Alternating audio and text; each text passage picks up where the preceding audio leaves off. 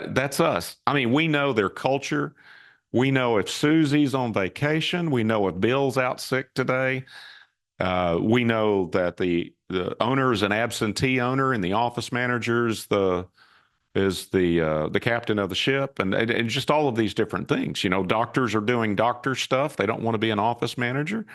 Attorneys want to practice law. They don't want to deal with some of these things. So we want to make those we want to make those the best lawyers we can, the best doctors we can, the best engineers that we can. We're a tool to empower them.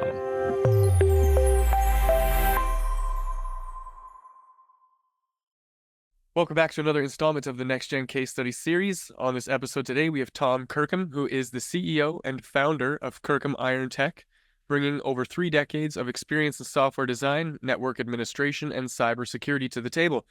Under his leadership, Kirkham IronTech has become a leading provider of managed security services, consistently recognized for its innovative cybersecurity solutions and commitment to client protection, which is why we're excited to have him on the show. Tom, welcome to the program. Oh, it's great to be here, Devin. I am excited to kind of go into some of the work that you're doing and, share a little bit of the history of the business. But before we get there, if you could maybe just in a couple of minutes here, share a brief background on who you are, where you came from, and how you landed as the CEO and founder of Kirkham IronTech. Well, I'll try to keep it brief because I don't want to bore everyone. But I started in computers as a hobbyist. And I had other jobs, and I was the operations guy for, if you remember, the 1 hour photo labs. Yeah. Once again, dating myself. But anyway, I was an operations guy for a small regional chain of those. And because I was a professional photographer and really into it for a long time, the company that had the chain needed software. So they evolved into a software company. They built their own software to run their stores. And then that subsequently was sold to not only 1 hour photo labs, but also other types of retailers all over the country. And .com bust hit. Mm-hmm. I don't have a job anymore. I'm in a small town in Arkansas without a college degree. And the opportunities are far and few in between during those days in technology without moving. And so I started what's now known as Kirkham IronTech, and it's an IT service provider. And over the years, we've evolved into managed service provider. We got real big into cybersecurity 10 or 12 years ago now. And that's been the focus. That's our core product. We do not take on clients that aren't serious about security. And there's a couple of reasons for that. Number one is everyone should be serious about security. But if we have clients that aren't serious, they become a threat vector to us and to also all of our other clients. So we have to have that mutual understanding that security is job one in their company as well as it is ours. And that's something a lot of companies like us, if they get a pushback, well, I can't afford that particular tool. Well, we require it. So, you need to find someone else. But that's just kind of the way we've done business. And the company is almost 25 years old.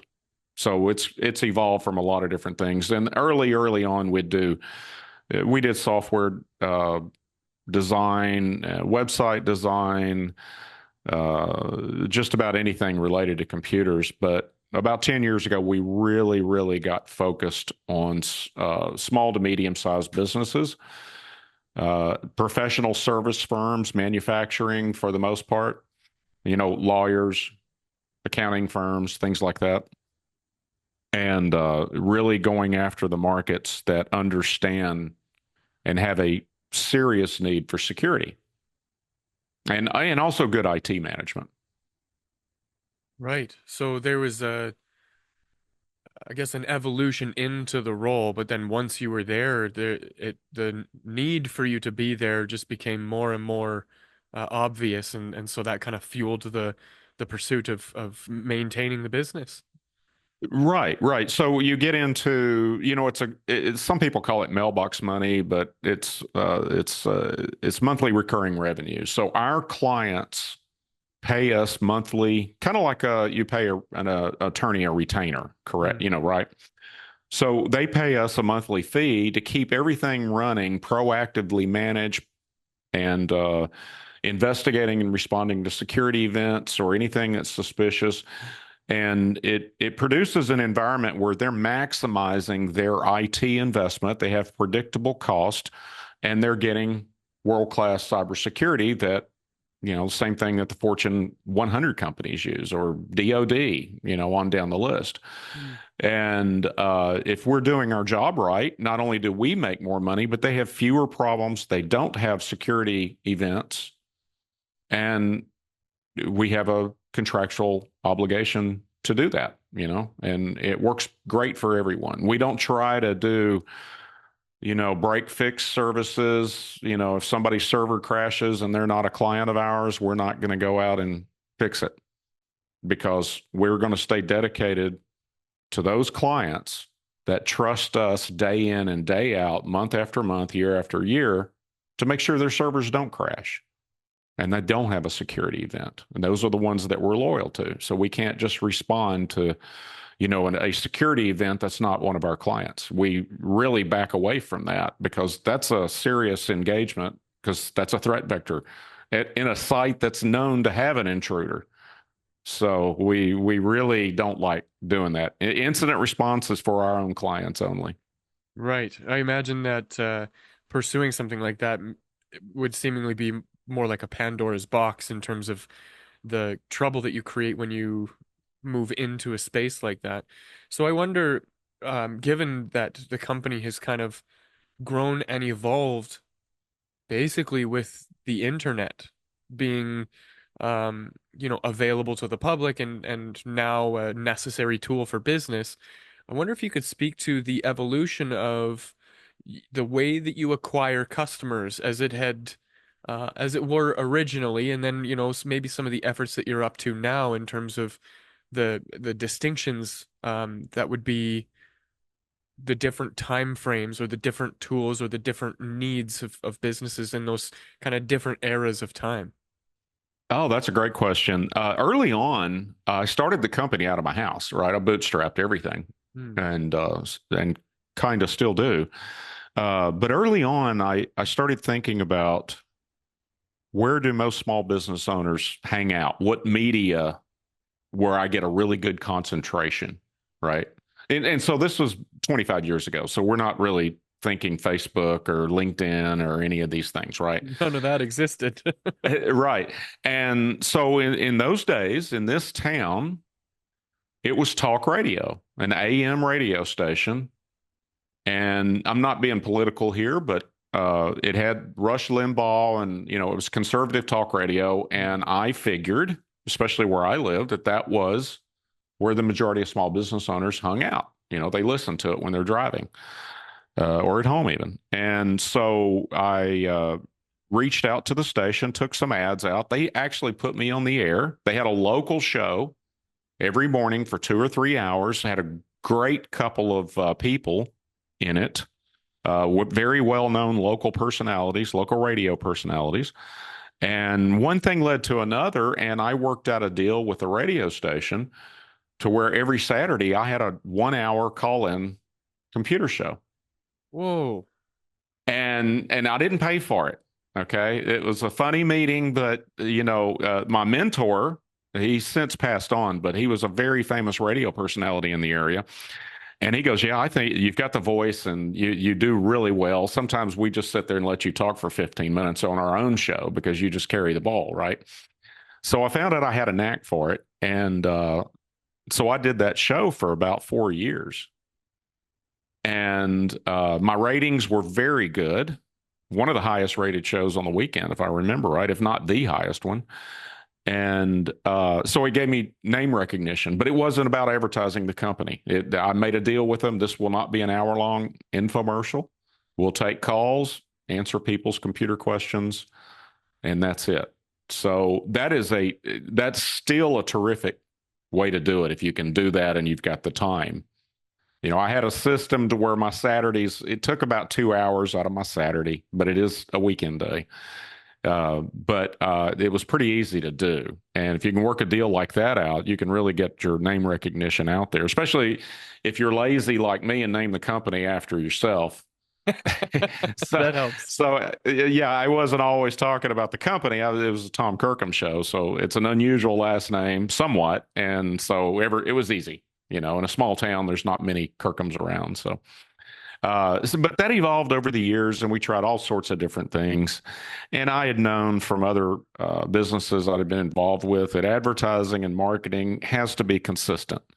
You're not going to go write a check for a month worth of radio ads or a month worth of TV ads or newspaper ads or whatever it may be, and you're going to see return on investment. You've got to do your research, understand the media, and then invest the time, money, and energy in the ones that you think is the best way to do that. And then you wait 3 months, 6 months to see if it works. Now, certain things can be tried very inexpensively in a high volume way. And you can find out if you got an ROI easily, depending on what it is, in a week, a day, a month.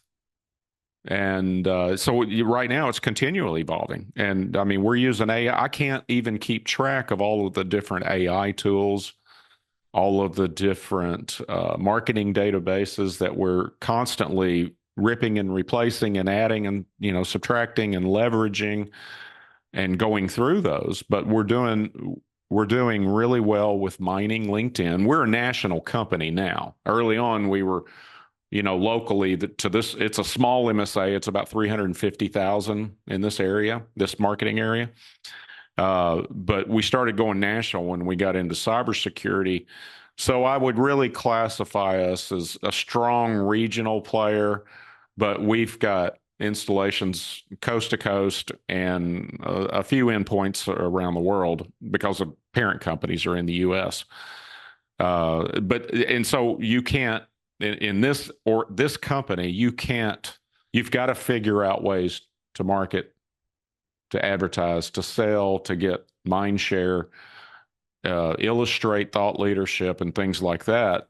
You can't do it through traditional media. It's too expensive. I'm not even sure how many people are successful with pay-per-click, unless you're of a certain size. If you're a company like us and you're probably doing $50 million, which we're not, but that may work out for you to do pay-per-click. But it's kind of like the old guerrilla marketing tactics, right? We're just we're leveraging AI tools and other internet tools and social media and things like that. So one of the things that I picked on right away was the fact that being on an early talk show is nearly the same as having your own podcast these days. Right, exactly. And I recorded all of those and I actually published them to, I don't know if it was Apple then at the time, one of the, whatever was around then on the podcast things. And I published it as a podcast. And I've dabbled in doing it, and we're thinking about bringing it back again. And there's so many different ways you can go about it. Whether you're going to use it for lead gen or you're enriching your own clients. I think that's the way I'd like to look into it, like bringing in guests, like you're doing, and maybe marketing experts or other cybersecurity experts. They get a different perspective on it. And maybe accounting experts, IRS agents for tax accountants, intellectual property attorneys for, patent lawyers and things like that, and give them an added value. And you can if you want to build your group that way, then you've got something. Oh, well, that bunch over there, you'll never be sorry when you sign up because it's so much richer of an experience. You're not just hiring an IT guy or gal and cybersecurity experts. You're getting a much richer experience when you're engaged with them. Yeah, there's so much value to create, and when we look at from the top down the process that you go about to find the people that you can serve and then attract them into your business and then turn them into paying clients.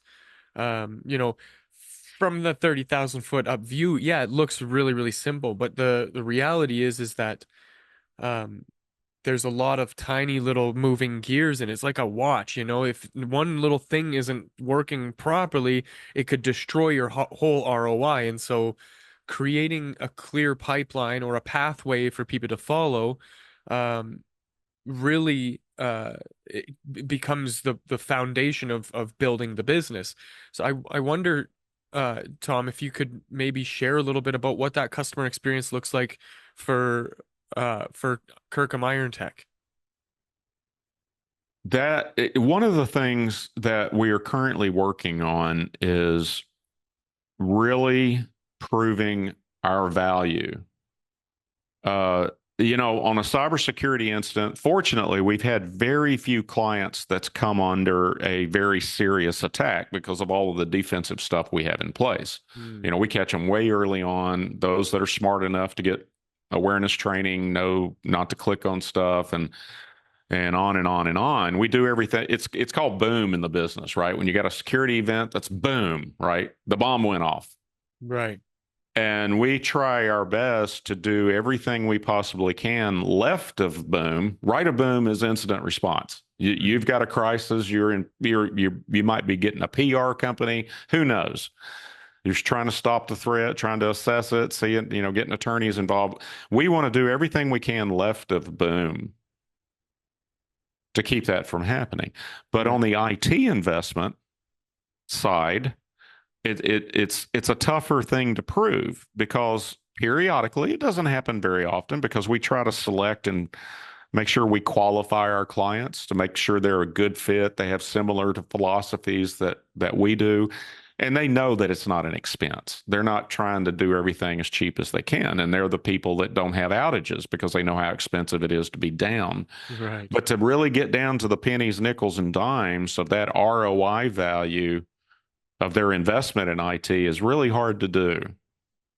And so we're always looking for ways to say, and the data comes from so many disparate sources. There's all these silos of data. Whether it's in the CRM or the PSA, the ticketing system, or the managing and monitoring tool. Uh, you can't prove it. Like sometimes their contract will come up for renewal and they go, well, we're going to shop around because we think we can get this cheaper and we never use you guys. And it's like, exactly. That's exactly why you use us. The fewer problems you have, the more profitable it is for both of us. That's a perfect world, right? I mean, you think about that, that perfectly aligns our objectives with their objectives. So our objective is, and because we are so engaged with our clients, how many other vendors do most companies have that somebody in your company is talking to that company every day? That's us. Right. That's us. I mean, we know their culture. We know if Susie's on vacation. We know if Bill's out sick today. We know that the owner is an absentee owner, and the office manager is the captain of the ship, and just all of these different things. Doctors are doing doctor stuff. They don't want to be an office manager. Attorneys want to practice law. They don't want to deal with some of these things. So we want to make those we want to make those the best lawyers we can, the best doctors we can, the best engineers that we can. We're a tool to empower them. And I think that makes up for that belief system in our culture. That makes up for a lot if you just want to get down and count beans, proving that return on investment. And that's really what we want. Even when we're dealing with IT directors, we want to make them the hero. And more companies have a chief information officer, but they're outsourcing IT stuff left and right. Hmm. A big increase in that. So I think I answered your question. Yeah, yeah, yep, exactly. The this idea of the proactive solution, right? hey, I have this thing that I'm going to sell your business, and it's going to make sure that no elephants ever come into your business. And Right. that's what it seems like, right, on the outside. And what most people don't realize is how dangerous the elephant actually is if it gets in. And so you can have an elephant deterrent the whole time and be safe. And then everybody's like, well, why am I spending so much money? But then when you get an elephant deterrent that isn't so great, all of a sudden the elephants show up magically. And isn't that just the way that it goes? I Yeah. think that that's such an interesting perspective in terms of the way that we serve our clients and how especially in your space, the stickiness of those clients, which I would imagine because it's a MRR style business, that lends to a lot of flexibility in terms of how you develop your products and your services, and you stay up to date and current with whatever's going on. This creates a lot of opportunity for you to serve your clients in more ways than one. Um, that being said, what's the goal for the work that you're doing as it relates to Kirkham IronTech? Like, are you aiming for more national coverage? Are you still trying to kind of stick to that local crowd? What sorts of things are you aiming at for the future of the business? That's a good question. From a marketing strategy point, the I would say, and Kenzie's our chief marketing officer, and so she may disagree with these numbers, but it's probably around 90% of her job and her assistant's job is to do stuff national. Now, when we start doing stuff local, it's all coordinated to make sure we got consistent messaging and imaging, and it's all consistent, whether it's down the street or across the country. Mm, But we leave the local stuff to sales, for that personal touch that we can't do. We can't service, you know, Brooklyn like I can Fort Smith, Arkansas. Even right. though we have clients in both and we reach out to both and all of that, it's a little bit different. So we treat the local stuff as a sales with marketing support, and the national stuff is marketing and marketing strategy with sales support. So marketing's all about getting those appointments from all over the country in, and sales is about mining their own locally. I'm curious to maybe hear about how the transition from being local to a more national reach. How was that transition for you? What sorts of challenges or bottlenecks or friction did you face along the way when you were making that shift in the business? Yeah, that's a well, COVID kind of helped us with that. Hmm. So when we got real big into cybersecurity, we started looking for what industries are the most vulnerable right now. Hmm. And now you got to think this is 8 years ago, I think, and critical infrastructure. And then we saw that there was zero protection in water utilities. So we started doing water utility conferences, these technical conferences. All the states have, and others, regional ones, and they have a national presence. So, we're surrounded by 5 states within 150-mile range here. So that's our market area. And we go, well, we might as well go national. They've got a national conference. We've got all of the state water associations here. So that was our first leap into going national, because we could walk into those places. Cybersecurity is something that can be monitored remotely. It's not something you're going to find local expertise on like you can IT. And you don't need boots on the ground. I mean, Hmm. everything can be done remotely. And if you do need boots on the ground, a local IT guy, just say, well, this is what you need to do right now. And so it's real easy to do. And so then COVID hit, and we had all these law firms and accounting firms that had to work remotely all of a sudden. And conferences, in person conferences, if you remember, the McCormick, Las Vegas Convention Center, Jacob Javits, they're all empty, and everybody's on Zoom. So then I go, or one of us did, continuing education. Attorneys have to have continuing education credits. Accountants have to have continuing education, engineering, and it goes on down the line. So we started doing educational webinars that they got credit for their continuing education, and it was about cybersecurity. And now we add, ROI on IT investment and governance and things like that to help them run their law firms better or whatever it may be. Right. And that really gave us a lot of mind share, developed and cultured a lot of relationships with these associations. And we've got a lot of trust with them, and we consistently do it. We've done fewer this year, but that's been a choice on my side more than it has been on the lack of. But there, for 2 or 3 years, we probably did 200 or 300 webinars. Some weeks I'd be every day, almost every day, doing those. And that's another good technique if you can break into it. But it took a lot of work. Right. There's a lot of moving parts in that approach, right? When you're trying to set up all the digital assets, the landing pages, the registration forms, the data collection, CRM, there's before you know it, you're in over your head with all these tools and technology. I want to stress on these continuing education, and we had the utmost respect for it from the get-go. They do not want an infomercial, and it was typically their registration. We don't know who their people are. Right. Some of them would share that information with us and others would not. Now, we've done it the way you're talking about. It's our own show. Yeah. But in order for them to get certified, accredited for the hour-long webinar that I'm doing, the content can't be an infomercial. So it's all about talking about compliance. And this is what any security expert will tell you.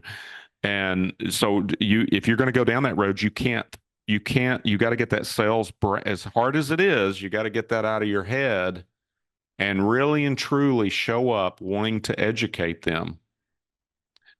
Because that's the biggest problem in cybersecurity is that people don't realize how big of an industry it is. It's huge. It's a huge, huge industry. It's not just Colonial Pipeline and JBS Meat Supply, Sony Pictures Corporation. It's not the big guys. It's these little companies that are getting hit every single day. And people don't realize that it's a huge, huge industry. It was an $8 trillion business worldwide last year. Trillion. 8 trillion. If it was a country, it would be the third largest GDP on the planet. Wowzers. That is insane. 8 trillion. Yes. It is absolutely. Hundreds of thousands of people around the world are in this industry.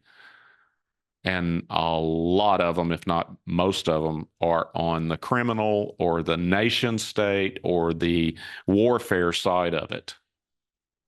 Political manipulation, ransomware attacks, credential stealing, identity theft. It just goes on and on and on.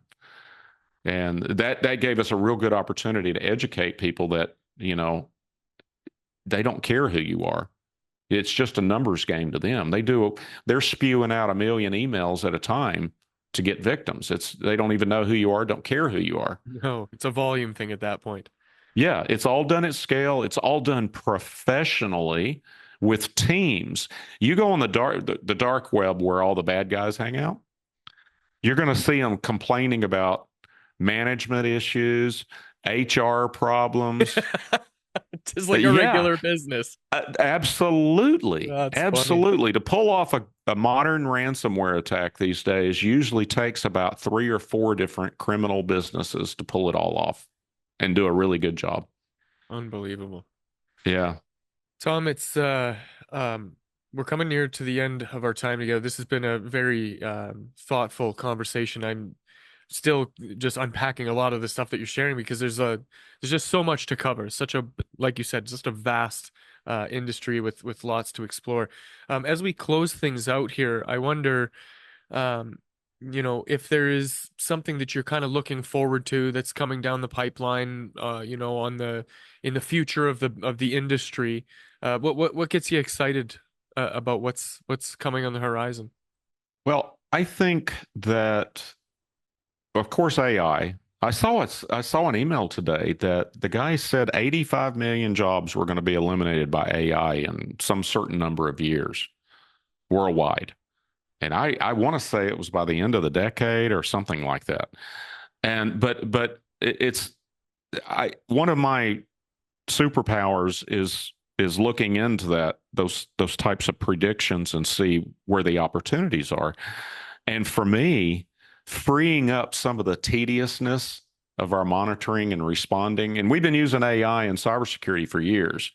Most of our responses have been AI responses. In fact, the whole detection methodology is artificial intelligence if you're using the best stuff, because it doesn't have to have a virus in it. We catch stuff that's no virus. Uh, but what I'm really excited about is it's going to empower our people to where they can really concentrate on that relationship component. You know, it's a lot cheaper to keep clients than to replace them, or they leave. And the more you can engage with them and the more intelligence you can gather, we've looked at tools that can go through the ticketing system and detect unhappiness. Like, yeah, we responded quickly and we did everything right by the book, but they were still frustrated. Now, were they frustrated and we failed to make it easy? How can we make it easier for them? How can we take that frustration? And so, with tools like the AI and things like that, to not only free us up from the menial tasks, but to really detect the client health, the individual at the client site's health when it comes to their feeling about IT and security and all of these things, the better we help that company. And that's really making me excited right now. And I'm sure of 100 different ways AI can help with all sorts of things. It's revolutionizing medicine and engineering and software programming and all sorts of things like that. That's one of the really cool things. I use it in the car I drive. So Yeah. That's funny, actually. In an interview recently with Elon Musk, he was talking about how Tesla doesn't manufacture cars. He manufactures autonomous robots that transport you from one location to another, which is such a fascinating way to look at disrupting the automobile industry. And I can't imagine all of the others that we just aren't even made aware of yet because, the work is still being done. So there's a lot to look forward to, a lot to be concerned about, and I think that moving into the space responsibly is such a huge part of all of our responsibility to it, or our commitment to creating safe technologies that actually improve our lives. So um, to kind of wrap things up here, Tom, you've been very generous. I'm very grateful for the wisdom and insight that you've shared here. If we could close on one thing here, if you could offer one piece of advice to somebody who's looking to build their business in the cyberspace, what would that piece of advice be?